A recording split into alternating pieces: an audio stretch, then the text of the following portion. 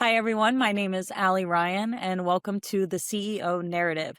Today's guest has turned around nine-figure businesses, led companies to 15 times and 20 times acquisition multiples, and sat on the board of a company that sold for over $1 billion. John W. Ryan has spent 30 plus years in the trenches as a CEO advisor, CMO, sales leader, and board member, helping B2B tech companies break through growth plateaus. He wrote the book Buyer Steps back in 2011 that advised B2B tech companies to approach growth from the enterprise buyer's process first. And he's built a reputation for delivering results in 90 days, not years. John also has a terrific track record for launching new products that change a category. Fun fact about John, he's also a second-degree black belt in Hapkido and performs stand-up comedy. John, welcome to the CEO Narrative. How are you? Thank you, Al. I'm excited to have our discussion today, and I appreciate you helping me out on this. Absolutely, of course. And as the founder of the CEO narrative, let's get into it as to why you believe there is a need for the CEO narrative and CEO clips. Part of it is intuition, having looked at companies for over 30 years and working at the C level, the board level, and as a consultant.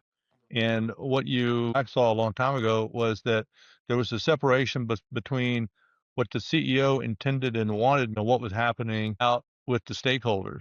Hmm. And I'll define stakeholders in a minute, but there was a gap. And often the CEO felt like their message was not getting through. They were not getting the results that they wanted. And over time, we live in a hyper connected world now, Hmm. and we live in the AI era, and things are moving much faster than they were before. We can't do what we did 20 years ago.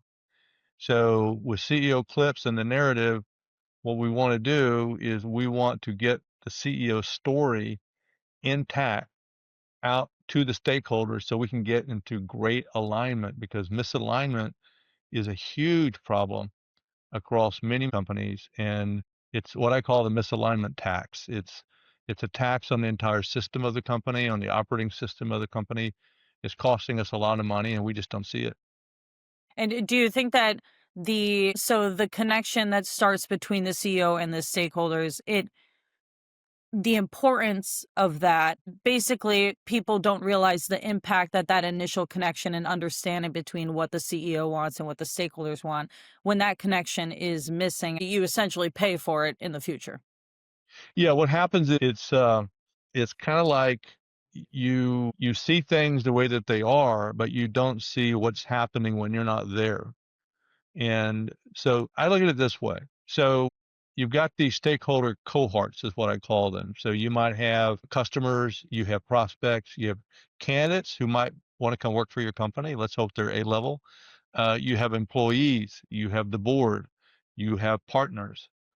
All these people, they have their own unique view of looking at your company because of where they're coming from. I'm not out on your board, I'm a partner. So I have different needs and wants than someone sitting on your board. It goes back to, all the work I've done with buyers in the B2B world, which is, their number one radio station is WIIFM. What's in it for me?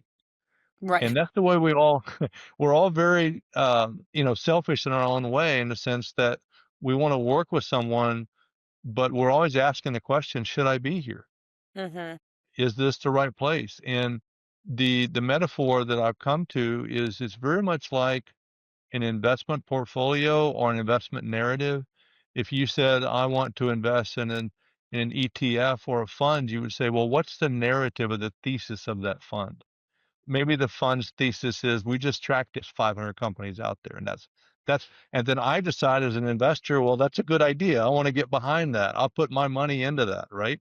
Hmm. But for the stakeholders, it's not only money, it's time, it's blood, sweat, and tears, it's committing, it's reputation, it's all these things.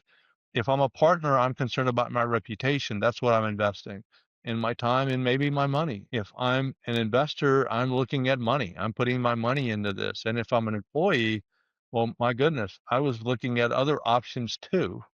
I Yeah. had other options before I came to work here. So, so is the CEO who owns the core message of the company, who is the chief translator in the Hmm. company, who says, this is what all this means, is that person telling their story? in a way that there's a core story for everyone to believe in, but also there's a tailored story for each one of those cohorts that gives them the what's in it for me. So they say, yes, I want to continue to invest in this company and its narrative. So, and that brings us to our next point of when you call it the CEO narrative, what exactly it means. And I think you bring up an interesting point that it's within the CEO's best interest to have a narrative that goes towards each of those cohorts. And so that it can be overall the same message, but applies to them all differently. That's right. The habit of the past is, well, I've communicated, Right. so everybody got it, and I'll see you next quarter, or I'll see you in a few months. There's not a warmth of the connection. There's not a warmth of the narrative that says the CEO narrative is really part of the operating system of the CEO. It's not communications. Hmm. It's giving them the narrative that says to the stakeholder that says, I want to continue to make my personal and professional investments in you. I like where you're going. I want to be part of that. And if it's not you, it's probably going to be someone else. Hmm. So if you're a CEO that says, I don't want to do this, then what I would say is you got to step back and take a harder look at your responsibilities to the organization and to the board and to everyone who has invested in your company, because I do believe that in today's era, again, hyper connected, lots of noise, lots of distortion, you've got to either cut through or break through all that, and you've got to get to these stakeholders, because those are the people at the end of the day that are going to keep you in that CEO chair. Do you think that there is a branch of stakeholders that gets left out of the communication more frequently? Mm. Or perhaps they don't feel like they're being spoken to as frequently? Off the top of my head, I would guess it's often the employees or maybe investors where there's not as much time allowed to communicate or something like that. I would think the consumer or the customer is who's getting the most communication. Probably not from the CEO, but in general from the company. But who do you think is kind of left in the dark most often? I think, well, there's quantity and there's quality, and Mhm. CEOs believe they're doing a lot of communicating, and they are. McKinsey's saying they're spending 60 to 80 hours a quarter communicating with the stakeholders, trying to engage with them. It's not very efficient, and studies show it's not being effective. Mm. So if you look at reports from McKinsey, Harvard Business Review, Bain, and these other organizations that study these kinds of things, 75% of employees and even leaders say, we're not sure what the strategy is. Mm. That can't continue. No, Uh, it can't. and that's inside the company. So that's in the inside of the company. So if that's Right. happening on the inside of the company, where the CEO probably spends a lot of their time communicating and feel like they're always telling people over and over again what they want to be doing, that doesn't even begin to touch what's happening on the outside. And the Yeah. problem is it's what I call the vacuum between the CEO and these stakeholders. This vacuum gets filled with assumptions and speculations and rumors. Mhm. So this just makes it worse. So when you lay AI on top of that and the ability for people to send messaging at light speed, then things can actually get worse. Right. So so what we need is it's like we like to say when we talk about data inside our company, a single source of truth. We need a single source of narrative coming Mhm. from the CEO. This is the what, this is the so what, and this is now what. So this is why it should be us that you're working with, and these are the benefits that we offer you specifically in your stakeholder cohort, and why we want you to be part of what we're doing. Mhm. And I think if you talk to CEOs, they would say, "Well, we're working hard to go do that." I think you are working hard. I'm not debating that. Sure. What I'm saying is you want a structured approach to this. And by having a structured approach, my estimation is that you'll get half of those 80 hours back every quarter. And so with the CEO narrative, you believe you're giving the opportunity for CEOs to construct and develop and communicate the clear message that perhaps they haven't gotten the chance or, um, you know, haven't had the opportunity to display that information in a way that is structured and is clear to everybody. Yeah, what happens is, and this happens, I'm from the high tech world, so I see this Mhm. all the time. It's the curse of knowledge. So the curse of knowledge is I know so much that I think you know too. And in a nutshell. So what happens is there's a lot of discussion inside the company about what we're doing and why it matters. Although it may not be happening, even that discussion may not be happening in a way that the employees can revisit it. So if there's a way for me to revisit it, that's also advantageous because we already know you have to hear something 6 or 7 times to remember it. Right, right. We live in a noisy world that's getting noisier. Yeah. So we need the ability to go back and say, well, what was it Allie wanted? She told us it was important this quarter. Mhm. Let me think about that again and think about what we're doing and how that ties in to what our CEO wanted. And what I've seen a lot of is you'll do a town hall. Okay. So you do a town hall in a company in maybe the first month of the quarter. You throw up a bunch of numbers. You say, hey, this is how we're doing. And then town hall breaks up. Maybe you talk about a few HR things. Town hall breaks up. And guess what? We'll see you in 90 days and we'll do this again. There wasn't an understanding of why we're doing anything that we're doing. Mhm. There's no context to it. And because there's no context to it, it doesn't allow you to internalize what you'll be doing and why you're doing it. Right. It's as if, let's say I worked for you and you told me to go do something, but you didn't tell me why. Mhm. How in the world would I be as motivated as if you had told me why? And the idea of like this, the town hall, and then we'll see you in 90 days. You're giving me the information and you're saying, speak now or forget it. And for 90 days, I just have to keep guessing until, Yeah, and until I get back in my town hall. maybe I didn't have enough coffee that morning, and I just don't have any good questions. The timing's wrong. You gotta fix the timing issue.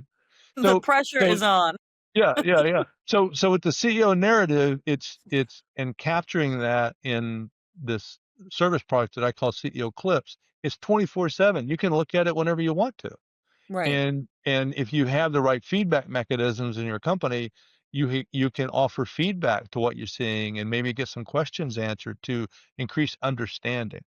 So the issue here is that a CEO might say, "Well, I'm doing a lot of communicating," and I would say, "Well, you probably are, but if you don't have structure to what you're doing, if we haven't really thought through what it is you want to be saying as the core message, and then also in the tailored messages to the cohorts, then you're not going to punch through."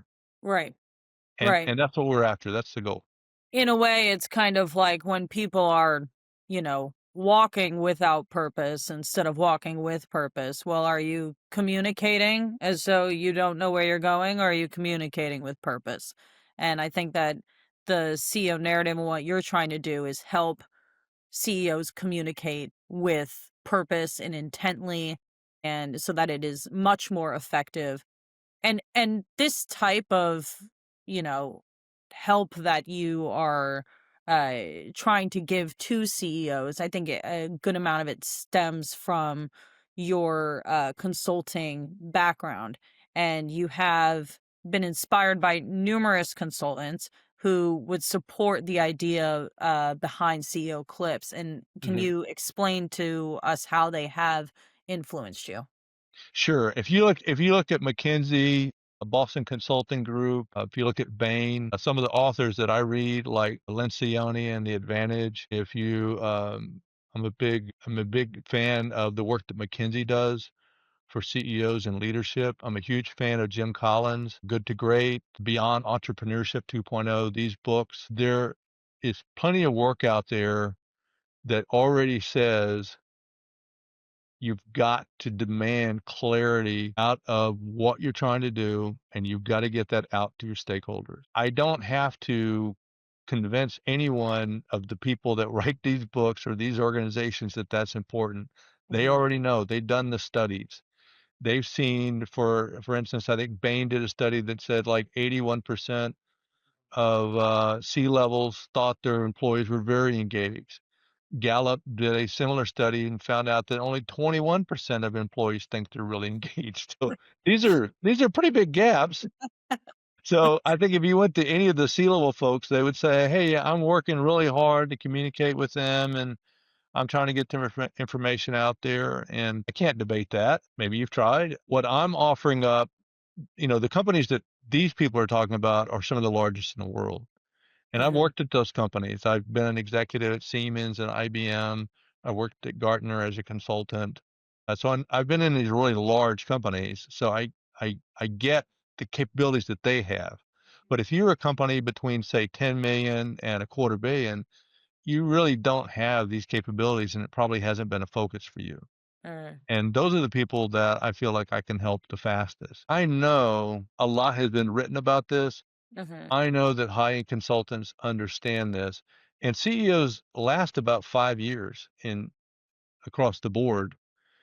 A lot of that, I believe, is because they did not have a structured, habitual narrative communication going out to their stakeholders.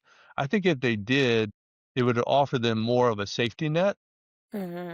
because you wouldn't have been going to them when things were bad. You were talking to them the entire time. Right, right. And if you're talking to me the entire time, well, you're my friend and I want to help you if I can. But if you're just coming to me when things aren't going well and I'm seeing you in a spot, well, I'm sorry, I've already invested my whatever it is, my resources somewhere else. Mhm. Mhm. I'm very fascinated by the set that they only end up lasting about 5 years. That's so interesting. Well, it's a pressure field job. They have cross purposes. So for Yeah. instance, let me give you an example. So one of the biggest examples of this is I need to be worried about this quarter's results because I've got to make my investors happy, maybe my private equity firm. I need to make sure that they're happy. Or if I'm in the public market, I've got to make my shareholders happy. So I've got my short-term results I've got to deliver on, but I need to be visionary and I need to address the long term. So these are cross purposes. And that's one of the challenges of a CEO is I need to do both. Do you think I think that there is the idea that CEOs, if anything, I think there is an idea that they are probably overly confident. But based off of what you're saying um and how challenging the role is, do you think more CEOs probably doubt themselves than are overly confident in their ability? Right. To be an executive, you have to balance humility and confidence. Mhm. You want to be confident, you need to be confident, but you also have to be humble enough to know you can't do everything. And it's your team around you and the collaboration of your team and yourself that's going to make the difference. It doesn't matter if I'm the greatest CEO in the world and I have a year to turn something around and I keep getting terrible product from research and development and Mhm. from the people that build product, I'm probably going to tank Right, because I don't have a good product. If I can be right, the best salesperson in the world, but if I'm going out and after 60 days of selling into large enterprise organizations, they're coming back and saying, "Hey, this doesn't work," or "This is just causing more problems for me." I'm probably not going to make my annual number because, right. this is really out of I'm counting on my teammates to come Mhm. through for me. And the thing about CEO is you may be the captain of the team, you may be the coach of the team, but you still need the team. Right. But part of building that team, I think, is inspiring them with having a very strong narrative. This Mhm. is the way the world is going. This is how we fit into the world. Here's what we're going to do. Here's who we serve. Here are our values. And to your point before, here is our purpose. Mhm. And and then here are the next 90 days. This is our mission.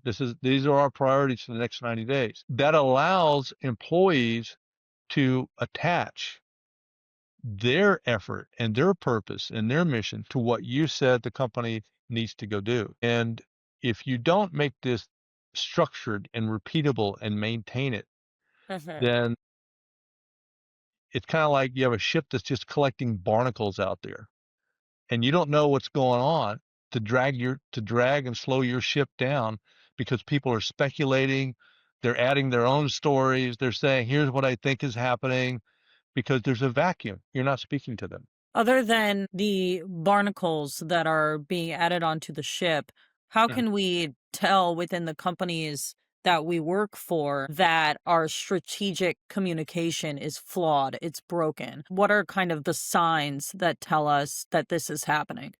Okay. So that's a good question. So my experience has been that if you have a team and you can't finish each other's sentences most of the time, you're in trouble. Mm, Let's say you went to the direct reports of the CEO and you said, "What is what is it we're trying to do as a company? What's our vision? How do we see the market going? What do we think our purpose is? What are our priorities over the next 90 days?" There's been a lot of studies that show that you get a lot of different answers. And when you get those different answers, you don't have a common thesis or narrative or understanding. right. So that's one thing. The other thing is you'll start to hear your narrative repeated back to you by employees. You'll start to hear customers talk about what you said and why it mattered to them and why you changed the way they looked at something. Your thought leadership convinced them that they need a different approach to a problem. These are the ways that you can measure it and see if it's making a difference. And for a lot of companies, it's just not happening. Um, I years ago when I ran a business unit, which was like running my own company inside of a company, I remember back then we relied a lot on press, Mhm, technology press, mhm. and a reporter told our lady who ran public relations for the company, she said, "The thing I love about that team," and that was my team, "is they finish each other's sentences. They know what they're doing as a unit." Mhm. And I can't tell you how much more fuel efficiency you get out of that. Right, right. Do you do you think that the lack of synergy and like understanding of one another and the goal and the mission, do you think that that can often start out quite strong and then gets left behind? Do you find that it's intentionally not being focused on or something that we start going through the motions of day to day and we eventually get lost? Oh, what a great question. It's absolutely true. Let's say the quarter starts and 60 days or 6 days into the quarter, we've got a fire. We've got something that has just gone off the rails. Mhm. Um, and that becomes the most important thing in the company, the most urgent thing. And that goes on for like 2 weeks. All of a sudden, you're at the next quarter and you're saying, we're kind of back to what we were talking about at the beginning of last quarter. Everybody forgot what it was we were supposed to be doing that quarter that the fire started, and we're basically putting out fires. Everyone needs to be able to go to CEO clips and say, what was it that our CEO wanted that said that were the priorities this quarter? Let me remind myself what those were now that we're past the fire, or maybe I have nothing to do with putting the fire out. So Mhm. I'm not going to be watching, I'm not going to be watching the news.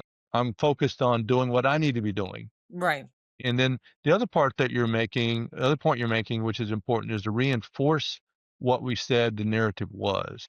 Mhm. And that happens on a quarterly basis. It gives you a chance to restate it and reinforce it so that it becomes the long-term narrative of the company, and it feeds the vision of the company and what you're trying to do in the category that you've chosen. So that's super important, and it's easy to forget that. It's easy to say, "Well, I said something, we did something, we did the town hall, Mhm. and so everything should be fine." But again, I go back to 6 to 7 times. People need to hear something before they digest it. And then there's the ability to forget things that just happens to everybody, and that's been Mhm. studied for over 100 years, that if you don't repeat things, usually within about 30 days, you forgot 90% of it. I can believe that. I can believe that.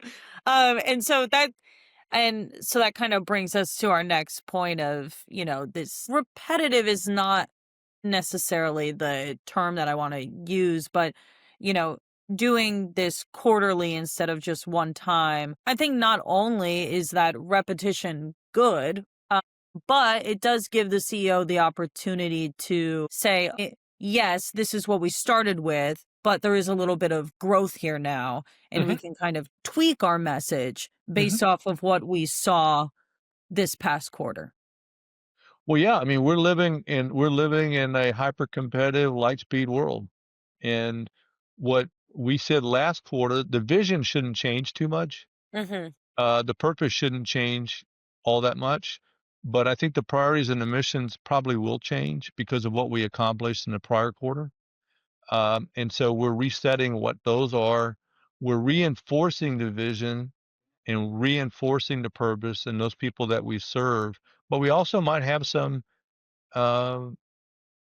have some advancements that we want to announce. And we have a new partner, or we're moving into another geography. We were successful in one industry. We think we can move to another industry. Those kinds of discussions. All that can and should be in there if it's relevant to Mhm. everybody. I can't emphasize enough that by not doing this, you're allowing the birds to just fly where they want to fly. Mhm. And I think as a CEO that this is an opportunity. And what we've seen is it has created a lot of problems and inefficiency. And if a CEO is spending 60 to 80 hours a quarter having to repeat themselves over and over again, I think that's the immediate opportunity. The ROI of that alone is worth doing CEO clips and working on the narrative, but you're not even counting all the additional opportunities that are going to come because those stakeholder cohorts now understand where you're going. And I think that, you know, to your point, if you are communicating 70, 80 hours, it's not as though a couple of interviews on the CEO narrative that it's not going to take up so much time for you. But once it's out there and it's ready for use, you actually end up saving a lot of time by using CEO clips more Yeah, than, oh, go yeah. ahead. I mean, the goal is it's 2 hours a quarter. Yeah. So an hour of prepping with me, and then an hour of doing the video. So that's 2 hours. You get 40 hours back. So that's a 20. Uh, so I took my math. Yeah, 20. So that's 20 to one. So I don't know what your time is worth. I'll let you decide. But I'm sure it's worth a few hundred an hour, so you can do the math. But that's just the first part of it. Right away, you've paid for the CEO clips over and over again, but then you're getting to the other part of the stakeholders knowing what you want to go do and why you want to go do it and what you're asking them to go do. Hmm. Um, and right now, you're not doing that, or you're doing it in an ad hoc manner. You're not doing it in a structured manner, and that is the big opportunity. I think that there is kind of this assumption as well, especially with how much video we are consuming Hmm. all of the time. Hmm. You often end up asking yourself the question of how much of this is real? How much of this isn't staged entirely? And, how do you make sure that the narrative is not just marketing fluff? Right, right. Well, it's a good question, and in the era of AI and the video capabilities that AI is presenting to us that seem to change on a daily basis, um, you may not even be talking to me right now. I don't know. Uh, I hope you are. Uh, but I think the scarcity of anything is supply and demand. The scarcity of anything makes it more valuable. So if authenticity becomes hard to get to, that makes it more valuable. As transparency is hard to get to, that means transparency becomes more valuable. So by having a more human to human outreach by the CEO and then getting feedback, what you're doing here is you're saying, this is a human to human discussion we're having. But because of technology, I can now do that in a way that I can reach all these stakeholders, and it takes me a couple hours to do it. Why aren't I doing that? Mhm. And because I want to come across as an authentic CEO who's trying to make a difference. I do want to educate you on why we're doing these things, and then I want to educate you on how you're going to benefit. And that's coming straight from me. It's not AI. It's not going through different 2 or 3 layers of people that eventually gets to you, or maybe it's diluted down. It's a straight communication from me. And so I feel very blessed to be in an era where AI has come out, because I think that there are some good things that are coming out of AI. So this is not any kind of commentary on AI. Sure. The jury's still out long term, whether it's going to be good or bad for us. But I do know this: people want to hear from an authentic CEO who is telling their story and is asking you to be part of that narrative. Right. And you touched on the fact that this is supposed to be straight and direct communication, but how do you handle different stakeholder audiences without creating mixed messages? How do you stay direct and stay straightforward while also touching on all of the different groups? Uh, a lot of that comes from my background as a go-to-market consultant, as a marketing consultant and a sales leader, board member, whatever, is that anytime you're talking about a marketplace, you're talking about personas in that marketplace. Those personas have different needs and different interests. If I'm talking to someone, for instance, if I go into an enterprise company that's B2B enterprise company, like a bank, I might have someone sitting in IT looking at my software platform. I might have someone sitting in finance looking at my software platform. They're going to have different questions about that platform. Hmm. I have to be able to have a story for both those people. Both those people need to hear, on one hand, the IT person they need to say, we can bring this in and make it work, and it will integrate with the other things that we already have in here. To see it in the finance area, they need to say, what's our return on investment on this platform? I need to be able to make both arguments. I can't ignore one of those people, or it's just not going to happen. And I've lived this too many times. So it's what we call in the world an ICP, an ideal customer profile. It's understanding the companies we want to focus on, then understanding the personas within those companies so that they get what they need to contribute to the decision. Okay, because enterprise companies buy in groups, they don't buy individually. So it's the same thing here. A partner is going to have different needs than someone sitting on your board. A customer is going to have different needs than someone who is interested in becoming an employee for you. Hmm. So you have to speak to them from where they sit, not from where you sit. Mm. So this goes back to what we talked about in the beginning, the what's in it for me discussion. Is I have to be able to speak to them from their standpoint. As a CEO, I need to express empathy and understanding from where they're sitting and what they need, and how that ties to the narrative of the entire company. Got it. Got it. How does how does the CEO narrative and CEO clips, how is this going to differ from internal marketing? We've got internal communications, which I've done before, and I've led. That's one area. But the whole communications word, it's a contributor to what we're doing here. Allie, what we're really doing here is making CEO narrative and CEO clips part of the operating system of the CEO. What we're saying is this is just something you need to be doing. Mhm. It's not, if you want to go communicate and go do public relations, that's something, investor relations, and you want to do that, go do that. That's fine. But from a CEO standpoint, from an operating system for the CEO standpoint, this needs to be part of your foundational work that you're doing every quarter so that your narrative is alive and well. Your garden is nourished and you don't have weeds in your garden. And if you do this, then like I said, I mean, just to keep it basic and not try to make it too intellectual, Mhm. those 80 hours are going to go down to 40 hours, and you'll be able to take those 40 hours and make better use of them. In addition to that, these stakeholders will get their own message that is more relevant to what they're doing, more personalized, so that they're more excited about doing something about it. When do you think a company is ready to use this? And should at any point a CEO wait to use this as a tool? Yes, if you're still trying to figure out your product market fit, it's probably too early to Hmm. use this. Like I said, I think if you from from a company size, if you're doing at least $10 million of revenue, you have an established business, you've got some of these stakeholders that you're concerned about. Let's say you've got 4 or 5 at least, or 3 or 4 at least. I'm happy to help you. I'm happy to help anybody because I care about companies, tell their story, of course. I'm really, the CEO clips and the stakeholder methodology, that's really for an established company that knows that their ecosystem needs to be maintained.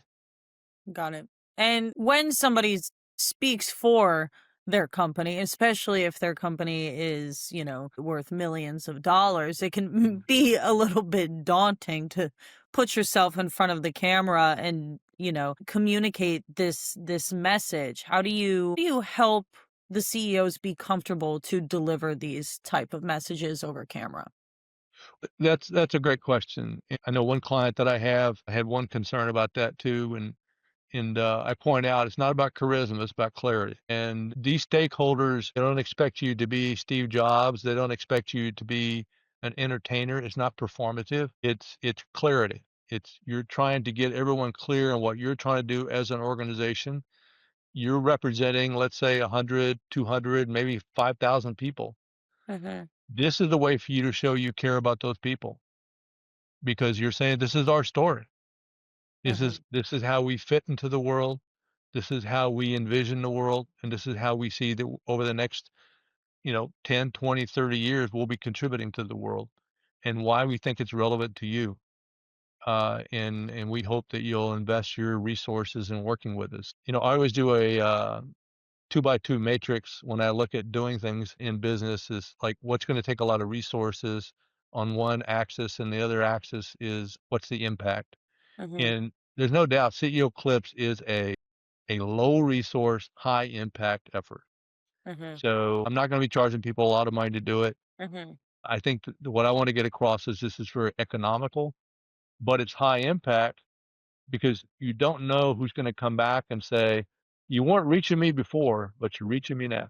But you reach me now. And I think that is a good takeaway for anybody who is struggling to put themselves in front of a camera and send a message in that type of way is that it's not, if you take the focus off of you and Hmm. focus on the impact that you're making by doing it, that kind of pressure goes out the window a little bit, especially about, what you're speaking on to it being performative or, people are expecting you to be entertaining.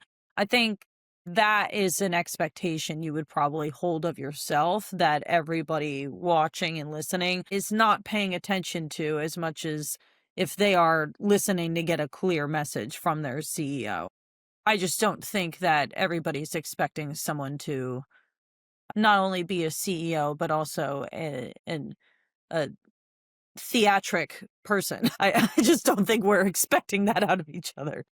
No, I think that so for instance, let's say that you were on a buyer's journey and you were interested in a company and you were let's say you're at step 3 of the purchase and you've got 6 or 7 people on your buying team that are interested in 2 or 3 companies. Well, first of all, 71% of the time, or it's like 75% of the time now, I believe, if you're not the first person they think of, you're probably not going to get the deal. That's not good.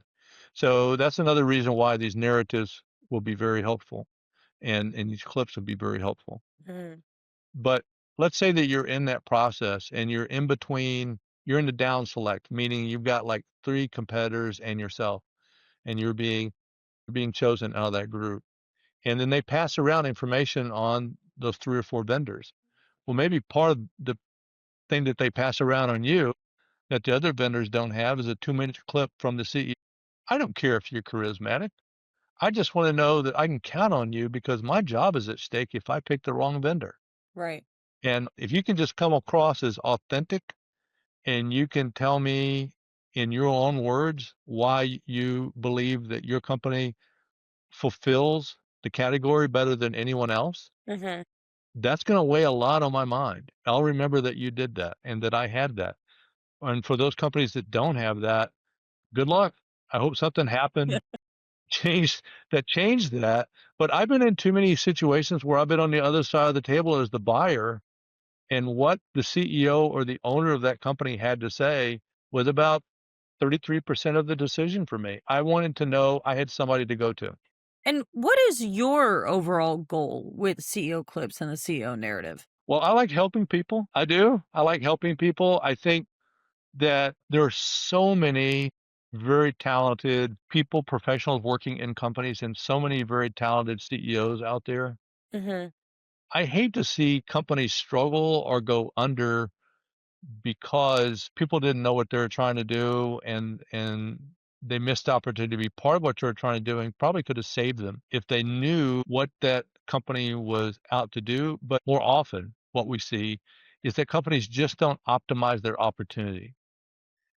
That's what I want to help them do. I want them to optimize their opportunity. Life's short, Hmm. and these companies, you want to get everything you can out of them while you're running them and while you're going hard at it. And you want to do these things that, like I said, are not super expensive to go do, but have high impact opportunities for you. And it's fun. It's fun to talk to people that are really smart. I like talking to people that are really smart. I get smarter when I do that. And I really don't like talking about myself too much, but I love hearing other people's stories and what they're trying to do. And it's the end of 2025, and you are starting this now, and you're excited about it. And it feels like there's a sense of urgency to it, that we're at this, technology is rapidly changing. How does AI change the urgency of getting the CEO narrative right? Well, I go back to the point before about authenticity, having the CEO come across as being authentic and transparent and working hard to keep you updated. That's important in this fast moving world. AI is, or any technology, I've lived through these things two or three times now, talking about the speed of technology and what it does. The issue here is that if you have a correct narrative and if it's an authentic narrative and it's the one you want out there, AI is going to help it go faster into the world. If no one knows what your narrative is and you're allowing the vacuum to exist and people are again picking up their answers or exaggerating or minimizing whatever, AI also accelerates those stories. AI is happy to help in whatever way it sees fit. It's like, if this is what you want to do, we're going to do that. Uh, so it just makes it more urgent to get your truth out there Mhm. so that AI can spread your truth and pollinate your truth. And you also, when you look at these different stakeholders, they have relationships you don't even know about. So you can't see them. So when you're talking to those stakeholders, guess what? They're talking to each other. And not only within the stakeholder cohort, they might be talking to another stakeholder cohort. Mm. So your customers may be talking to your partners. Would it be a good idea if they both knew what the heck you were doing? I don't know. Might help. I think it is just a smarter way to do it. And it would be sad if people were not getting their narrative out there and making sure their stakeholders understood it. And you left that opportunity to optimize your overall company opportunity in that time period. About 20 years ago, I met with an investor in New York who sat on the board of companies, and I drew a diagram where the CEO was in the middle and I had the stakeholders around the CEO, and I talked about the different messages to each stakeholder. And the first thing she said after I showed that to her was, "Can I have that paper?" And that always stuck with me. I don't know why I didn't do anything about it then, but now I can do something about it because of the technology that's available to me. Mhm. And I couldn't do what I would like to have done then. It would have been more, okay, I got to get on a flight and go here. I got to go there and all that. I don't have to do that now. I can sit down with a CEO, record just like we're recording now, and come out with something that people can believe in, and they know it's authentic and can move that company forward, and that's what excites me. Great, great. Do you think that CEOs often underestimate their narrative? They sometimes think it can't be that important for people to have an understanding. What do you think that CEOs usually underestimate about their narrative? Again, the humility and the confidence discussion. CEOs, want to be humble. It's what all executives with power strive for is they want to be humble. They want to be more empathetic. I'm not sure they're always successful, but they want to come across that way. They think they're communicating, but they're not. Mhm. So that's one piece. The other thing that they do underestimate, to your question, is the power of what they say. So first of all, it's kind of like being a parent. You Mhm. can say a lot of things. You have some experience with this with me. You can say all you want about the way someone should behave as a child, but Mhm. if you as a parent aren't setting the example for that, the child is going to copy your example more than they will your words. It's the same thing for a CEO. If a CEO walks their talk and is clear about what they're doing and everything they're doing feeds the narrative they're putting out there, then those people that work for and with and around that CEO, they see, well, those are our values and that's how we behave. If a CEO says, um, I'm not sure that, I'm comfortable doing this, or I don't know if my words carry that much weight, I would say to them, they carry a lot more than you know. Um, I've been doing this a long time. I've had people call me after 20, 30 years and say, remember when you gave that speech? Or remember when you said this? Remember when you said that? And I'm going, not really. I'm thinking, I don't remember too much. Sorry. I remember some of it maybe. But if you're in a position of power, people remember what you said Mhm. because they are saying to themselves, this is my example. This is, at some level, this is my mentor. Mhm. And what they say matters. And it's certainly what they say about the the corporation and the ship that we all decide to get on, Mhm. and what they have to say about that and where we're going and why we're going there and what we expect out of each one of us to help us get there, that matters to me a lot. I also think that you don't know when you're delivering information who really has open ears that day and needs something, Oh, yeah, that's you right. know? And it ties a lot with what you're saying, where you've had people call you and say, 20 years ago, this happened and this happened. And you might not even think twice about it, but that day, maybe they really needed something.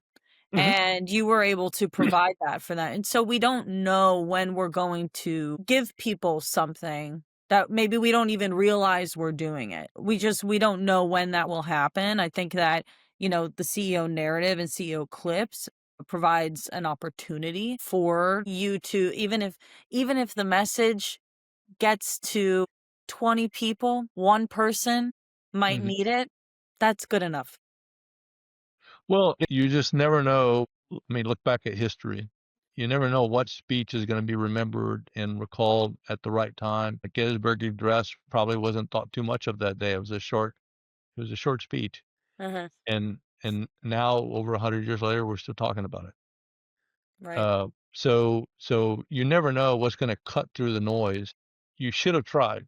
You should have built a bridge from yourself to the stakeholders with the narrative and the clips, and you should have restated what you'd said before. You should have updated what you'd said before, and you need to reinforce what you said before. And that never, it can't end. I'm sorry. You're going to have to do it. You've got new employees, you've got new partners, you've got new prospects that are interested in buying your products. They need to hear from you.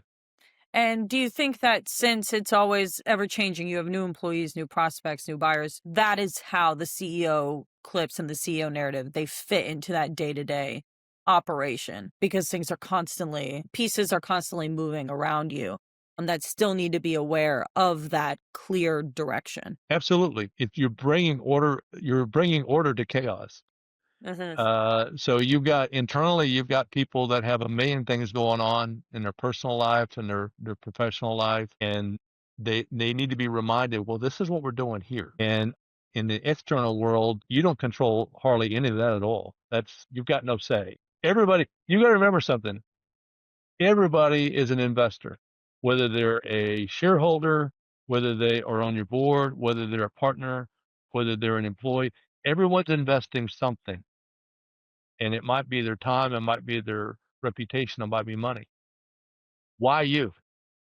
Mhm. Why you? I can go take this money and time and reputation. I can go somewhere else. Mhm.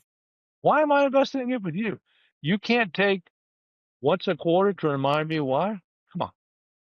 I need to know why, because I could be somewhere else and I could be getting Mhm. more out of my resources somewhere else. And this is going on now. And if I ran into you at a conference, I might say, Allie, convince me.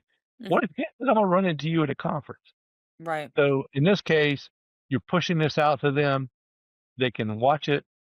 They can get back to you, and you're developing a feedback mechanism over time Mhm. where it gets better and sharper, and your trust between the stakeholder and CEO gets deeper and deeper. Mhm.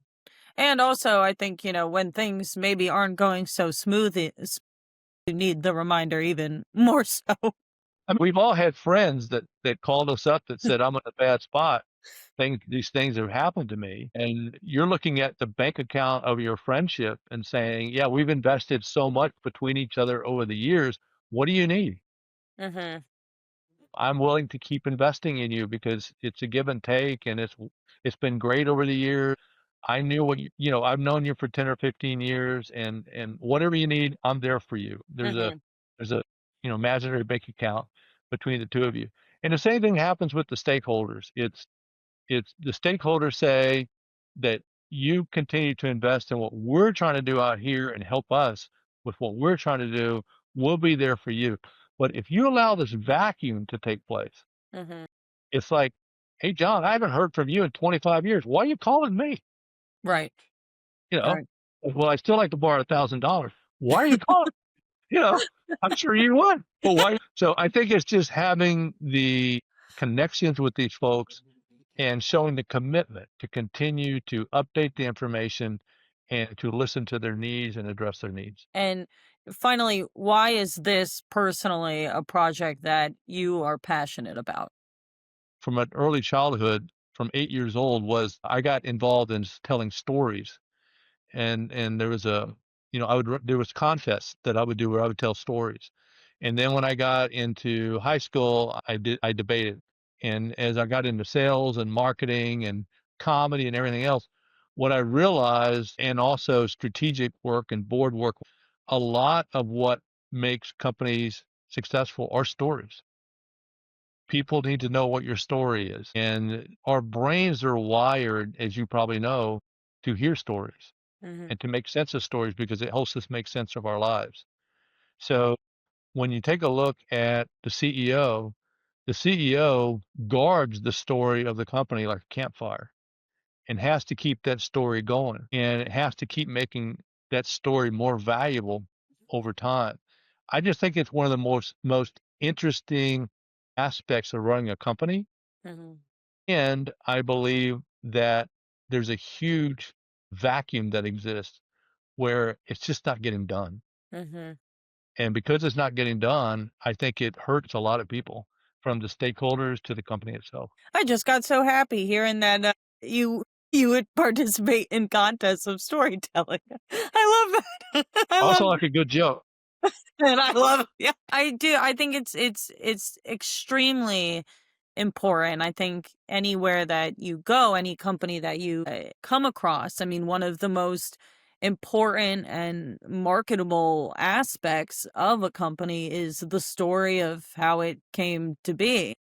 And it's something that we find really endearing as a society. Does something exist? How did it come to life? What is behind this? And I think that continuing the story once something exists and having the opportunity to continue the story of a company and and be the CEO who transforms and helps continue the story of everybody who's involved. I think that's a really powerful opportunity that should be used. And I think that a I think you're doing a wonderful thing to help emphasize that and to help people get their stories out there. And I think it's inspiring to see the people who we perhaps think of up top, and maybe we think they don't consider us all too often, to hear from them and to hear from them more often than how perhaps we normally would. I think you're doing something that's really helpful and great.